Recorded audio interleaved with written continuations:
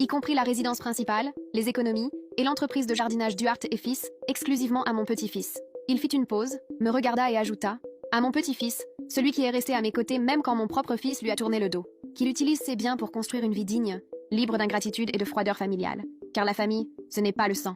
La famille, c'est celui qui choisit de rester. » Un silence glacial envahit la pièce. J'entendis la respiration lourde de Sandra.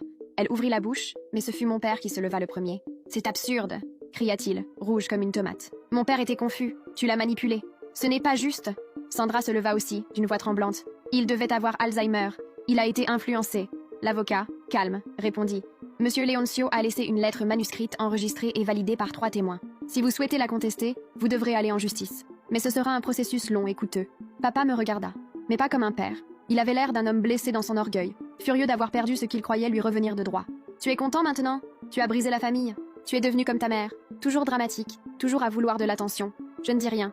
Je pris la lettre de l'avocat et sortis. Je la lus dans la voiture. 3 pages écrites à la main par mon grand-père.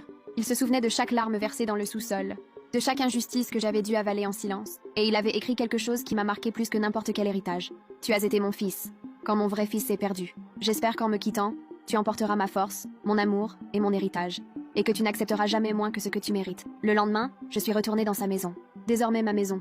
Pour la première fois, elle m'a semblé vaste, belle, vivante. J'ai fouillé le grenier, à la recherche de souvenirs. J'y ai trouvé une boîte portant le nom de mon père, griffonnée dessus. À l'intérieur, des dizaines de lettres jamais envoyées.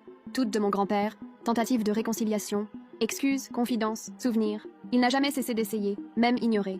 À côté des lettres, une pochette contenant des reçus de virements bancaires. C'était des paiements pour mes frais d'université. J'avais toujours cru que c'était des bourses, mais c'était lui, toujours lui. Quelques jours plus tard, les attaques commencèrent. Messages anonymes, rumeurs en ligne. Javier et Juliane publièrent « Trop drôle que certains héritent de tout sans rien faire. Vive le coup de force. » Sandra posta une vieille photo de la maison. « Ça fait mal de savoir que ma famille a été expulsée par un adolescent rancunier. » Comme si ce n'était pas elle qui avait arraché la mémoire de ma mère de ses murs. Puis vinrent les appels. D'abord mon père, d'une voix fatiguée. « Il faut qu'on parle. Sandra est malade. Je suis au chômage.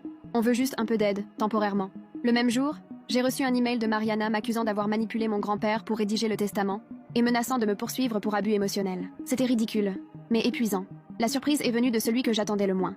Thomas a frappé à ma porte un après-midi pluvieux. Il tenait une vieille console dans ses bras. « Je peux entrer ?» J'ai mis du temps à répondre, mais je l'ai laissé passer.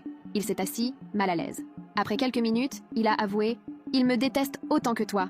Ils font juste semblant devant les autres. Ce que font Javier et Mariana, c'est parce que Sandra les y encourage. Ça a toujours été elle. Suivez-moi et commentez pour la prochaine partie, cela m'aiderait beaucoup.